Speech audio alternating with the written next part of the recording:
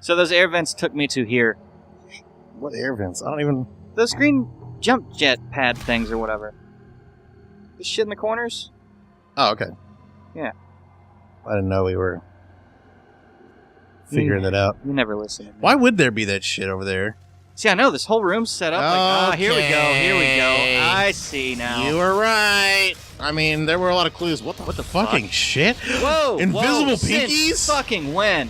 Do they count as pinkies if they're invisible? Why isn't my secondary firework? Because you can't lock onto them because they're invisible, son. Fucker, that is... They seem stupid. Specters. Okay. All I was going to say they seem squishier than pinkies. There he is. Oh, God damn it. Get off of this thing. Jump to the other side. You're getting surrounded. That's what I wanted. Okay. You think you're surrounding me, but I'm surrounding you. Never gonna get tired of that, huh? No.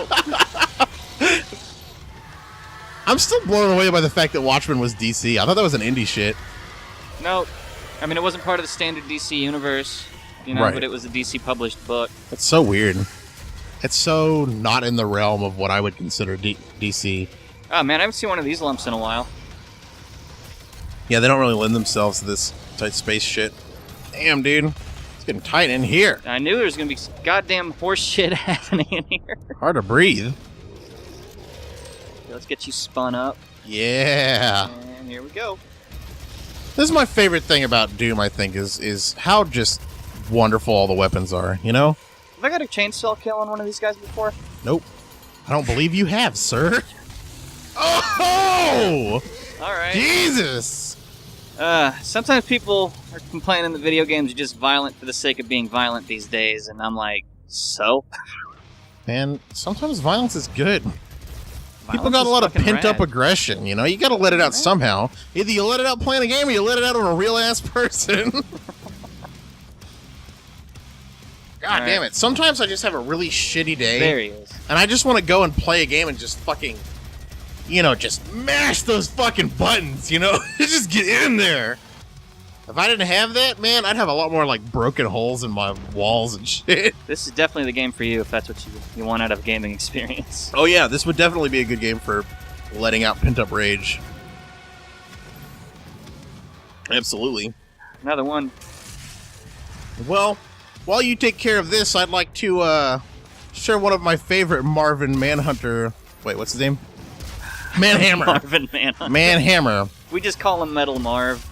That's right, yeah, Metal Marv. I'd like to share my favorite Marvin Manhammer story, if you don't mind. Go ahead. So, we were in this town. Where'd the big guy go? Three of us. Our party consisted of Zam the Ranger Tiefling, which is me. Zam Dragonlayer, who exclusively has sex with Dragonborn women. I'd like for you guys to go and Google Dragonborn women real quick, if you don't mind, and see what I'm talking about. That's my character. Then we've got Bojack the Brown. This happened again. Who is a wizard. And I don't know about how to describe his personality trait other than he's drunk all the time. That's about the extent of... He's a gambling addict and a drunk and got a lot of his abilities through a deal with basically a demon. He's a drunk wizard. And then... I tried to, 1995 comic book edge him up a little bit. He's pretty much just a drunk wizard. And then there's Marvin Manhammer. And so anyway, the three of us are in this town. And some shady shit's going on in this town, and we've pissed off an enormous number of people, and at this point it started to catch up to us, and we're at an inn for the night. Oh, yeah, this is, we ripped off the black market or something. We ripped off the mob in this town, and then we immediately went to, stay at the Hotel Inn down the street, Didn't even, Yeah, we weren't even, bailing town or anything. We straight up ripped these guys off in the most obvious way, and then, went to the La Quinta across the way and spent the night there. Didn't even leave the parking lot. Yeah, so unsurprisingly, we were ambushed in the middle of the night by some bandit lady and her posse. And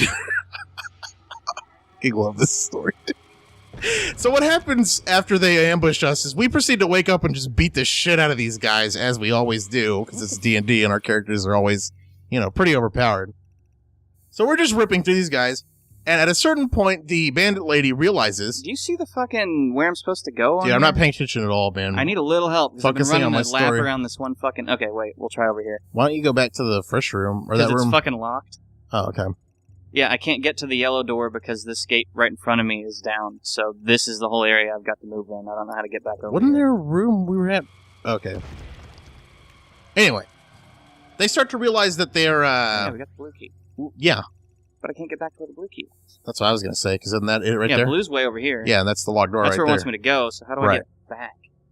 Oh. Gotta say, man, that's a bit of a pickle you got yourself in. Yeah, well... Alright, keep going with the story while I wander around here. Alright, so...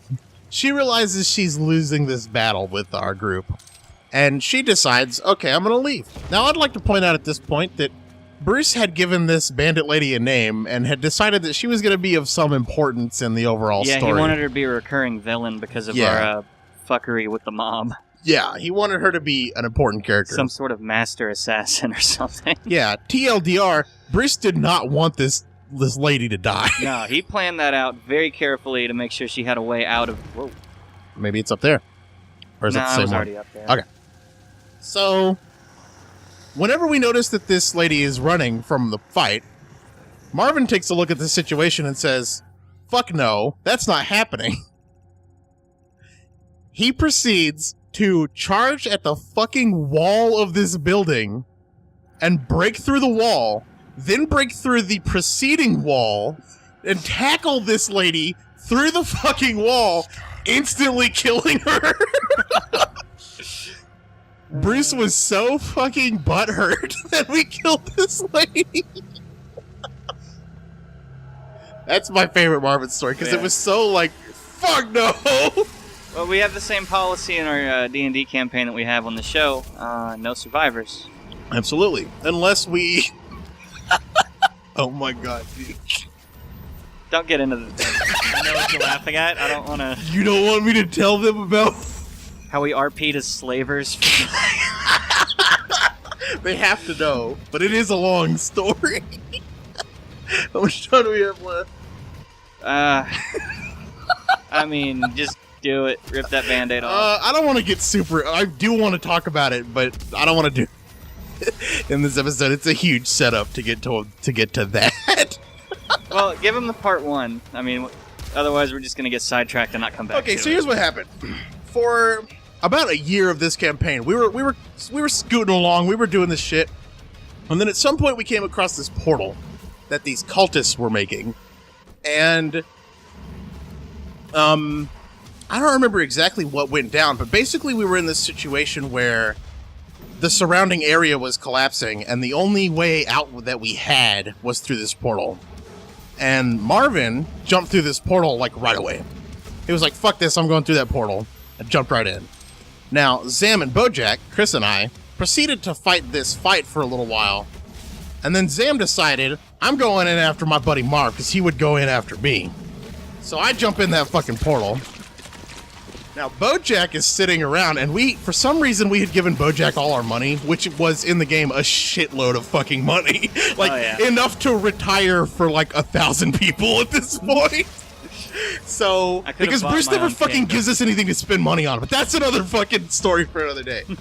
Anyway, we had given Chris all of our money for some reason, and so Chris was standing there, the last of our three party, with like, basically the D&D equivalent of like $1 billion, and he's like, I could just go. Like, I'm sure I could find some way out of this and just live my life. But he decides not long thereafter to jump in the portal after us. And that's how our campaign took a pretty fucking big shift from just kind of meandering through a pretty standard D&D game to... Desert post-apocalyptic wasteland several thousand years in the future. Yeah, and it's still kind of medieval themed. Like, it's not like there's a bunch of futuristic sci-fi weapons, but... Cool. We may not have left the genre, but we definitely left the tone of our campaign at that point, I think. Yeah. Things got a little bit more hardcore. It was the gritty reboot of our D&D campaign.